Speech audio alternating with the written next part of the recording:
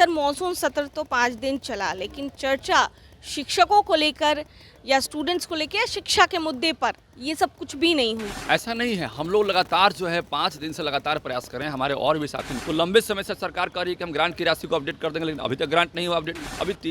अभी करीब 450 करोड़ के आसपास ग्रांट की राशि मिली है, तो उससे हम लोग संतुष्ट नहीं है। हमारा कहना है कि भाई ग्रांट को अपडेट कीजिए। विपक्ष का जो रुख है शिक्षकों के प्रति बेहद खराब है। हम पर डे उनसे बोल रहे हैं कि भाई शिक्षकों के मुद्दे बहुत जरूरी हैं, लेकिन वो लोग इतना हल्ला करते हैं, इतना हल्ला करते हैं। एक तो काला कपड़ा पहन के आ जाते हैं, इतना हल्ला करते हैं। छे में रहिए आपको पक्ष में आने का जरूरत नहीं है, क्योंकि आपको काम तो करना नहीं है। कि पूरी शैक्षणिक व्यवस्था में कुछ परिवर्तन भी हुए हैं, कुछ सरकार परिवर्तन चाहती है। जैसे ट्रांसफर के मुद्दा को लेकर हम लोग बहुत चिंतित थे। हमारा जो चुनाव था उसके पहले हम लोग ट्रांसफर के मुद्दे को हम लोगों ने एजेंडा बनाया था कि ट्रांसफर होना चाहिए।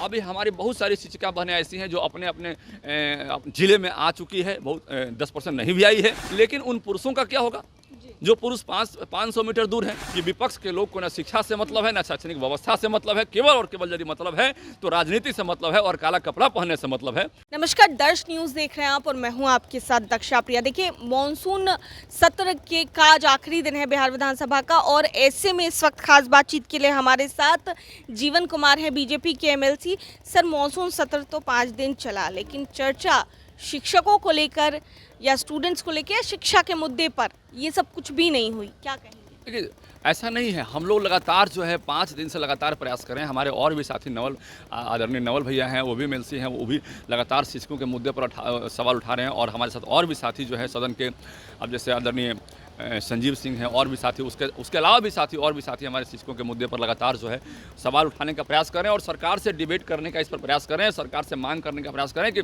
जो अव्यवस्था है, खासकर जब ग्रांट की राशि की बात करें तो लंबे समय से सरकार कह रही है कि हम ग्रांट की राशि को अपडेट कर देंगे, लेकिन अभी तक ग्रांट नहीं हुआ अपडेट।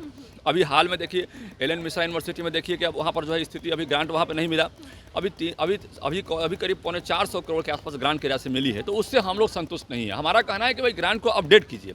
लंबे समय से जब हम मांग कर रहे हैं और आप हमेशा कह रहे हैं कि हम दे देंगे, तो दे देना चाहिए ना। तो फिर भी तो उन लोगों ने आंशिक रूप से दिया, हमारा कहना है कि पूर्ण रूप से दीजिए। अभी जैसे देखिए सरकार ने बहुत चीज़ों पर फैसला भी लिया है, उसको लेकर हम लोग खुश भी हैं।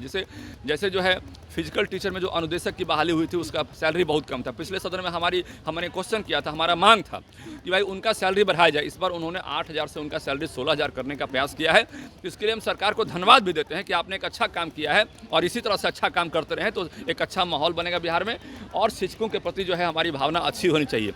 देखिए, विपक्ष को लेकर हम बड़ा परेशान हैं कि विपक्ष का जो रुख है शिक्षकों के प्रति बेहद खराब है। हम पर डे उनसे बोल रहे हैं कि भाई शिक्षकों के मुद्दे बहुत ज़रूरी हैं, कम से कम 15 मिनट का हमको समय दीजिए। हम लोग यहाँ 10:30 11 बजे पहुँच जाते हैं, 12 बजे से मेरा सेशन शुरू होता है, और सेशन खत्म होने के पहले वो लोग थोड़ा सा भी समय नहीं दे रहे हैं। हम लोग लगातार मांगते मांगते थक गए समय, लेकिन वो लोग इतना हल्ला करते हैं। एक तो काला कपड़ा पहन के आ जाते हैं, इतना हल्ला करते हैं।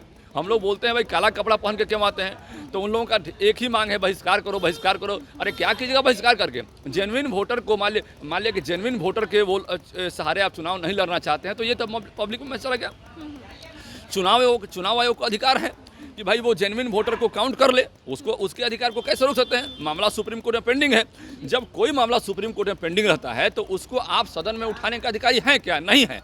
लेकिन जनता को मूर्ख बना रहे हैं, जनता को ये दिखाने का प्रयास करें, देखो भाई ये जेन्युइन मामला नहीं है। अरे सुप्रीम कोर्ट में मामला चल रहा है, वहाँ पर संज्ञान ले लिया गया है मामला को, आप यहाँ उठा रहे हैं, तो कहीं ना कहीं जनता को भ्रमित करने का जो काम कर रहे हैं काला कपड़ा पहन के, तो जनता आपको इसीलिए काला कपड़ा पहना दी है कि विपक्ष में रहिए आपको पक्ष में आने का जरूरत नहीं है, क्योंकि आपको काम तो करना नहीं है।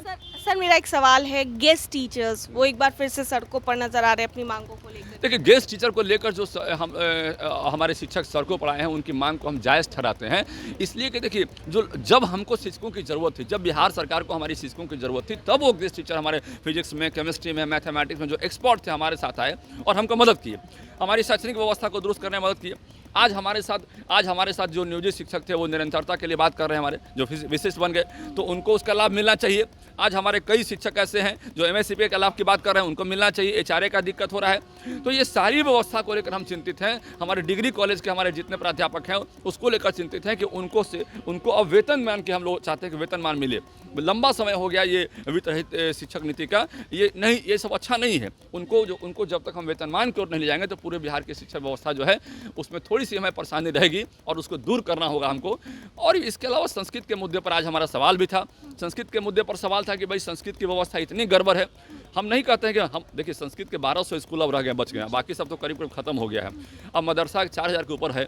हम मदरसा का विरोध नहीं करें कि इतनी तेज़ी से मदरसा बिहार में क्यों बढ़ रहा है।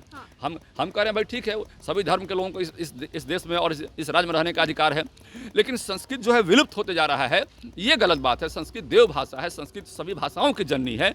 और संस्कृत से देखिए, संस्कृत से हिंदी हुआ, आप उड़िया देखिएगा तो सब जगह आपको कॉमन उसमें मिलेगा आपको कि ये भाषाओं की जननी भी है।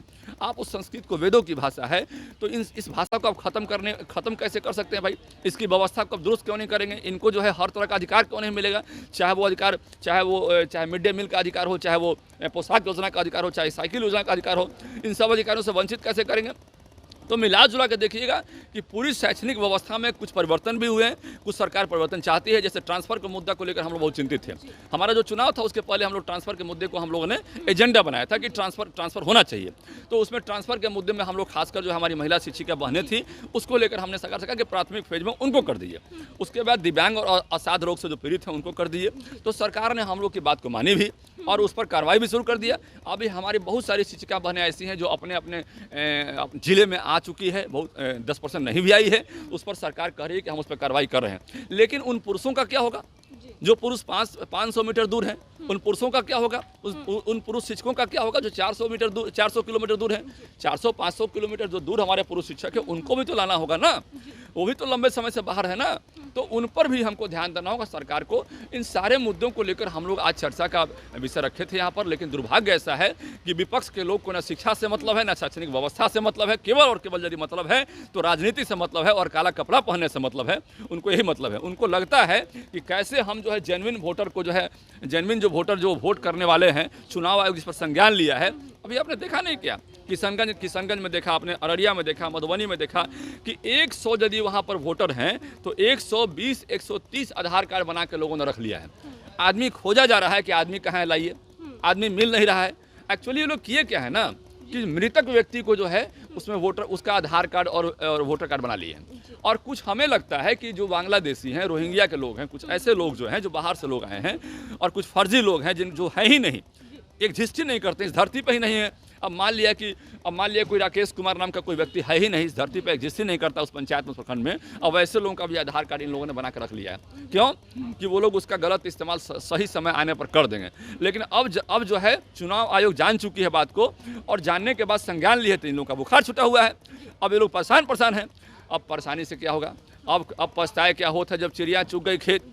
अरे भाई, जब चुनाव आयोग के संज्ञान में आ गया, मामला तो संज्ञान में आ गया है, सब यहाँ जांच पड़ताल कर बात सामने आ गया है। चुनाव आयोग का बयान भी देखा आपने, टीवी पे चल भी रहा है। तब फर्जी वोटर के सहारे जो चुनाव जीतते थे, अब वो चुनाव नहीं जीत पाएंगे। अब मामला बदल गया है, इसीलिए चिल्ला रहे हैं। अब जनता के बीच दिखा रहे हैं भाई कि अब हारने से पहले जनता को क्या मुंह दिखाएंगे। हारेंगे तो जनता को कुछ बोलना ना पड़ेगा। तो जनता को समझा रहे हैं कि देखिए ये वोटर कार्डवा में कुछ गड़बड़ी कर रहा है। अरे कहाँ से कर रहा है भाई? आपको भरोसे नहीं है जेन्युइन वोटर पर। तो ये सब चीज़ चल रही है। और अंत में इतना ही कहना चाहेंगे कि हमारे जो शैक्षणिक व्यवस्था को दुरुस्त करने के लिए लगातार हम जो सवाल उठा रहे हैं, चाहे वो हमारे हाई स्कूल के टीचर हों, उच्च माध्यमिक शिक्षक हों, चाहे वो हमारे और भी टीचर्स हों, इवन कि प्राइमरी और मिडिल स्कूल के भी टीचर्स हैं, उनकी बहुत सारी समस्याएं हैं। तो उन सबको लेकर जो हम लोग लगातार सवाल उठाते रहते हैं, उस पर उन लोगों को चिंता है कि भाई ये लोग शिक्षकों का सवाल क्यों उठाते हैं। और यदि ज़्यादा शिक्षक का सवाल उठाएंगे तो कहीं ऐसा ना हो जाए कि शिक्षक इनके पक्ष में वोट कर दें। ये भी डर उनको है। उनको डर ये भी सता रहा है कि कहीं ऐसा ना हो जाए कि शिक्षक उनके पक्ष में वोट कर दे। अरे तो भाई, तो डर से काम चलता है। राजनीति में डर को दूर करके समाज के लिए पॉजिटिव काम कीजिएगा, तब जाके अच्छा काम होगा। ये डर से काम नहीं, आप भ्रमित करने से काम नहीं चलेगा। राजनीति में कुछ अच्छा काम कीजिए, काला कपड़ा पहन के मन भी काला रखिएगा तो राजनीति नहीं चलेगा। धन्यवाद। सर, तो देखिए हमारे साथ बीजेपी के एमएलसी जीवन कुमार थे और क्या कुछ कहते नजर आए एक बार फिर से शिक्षकों के मुद्दे पर आप सुन रहे थे। कैमरा पर्सन शशि के साथ मैं दक्षा प्रिया, दर्श न्यूज़ पटना।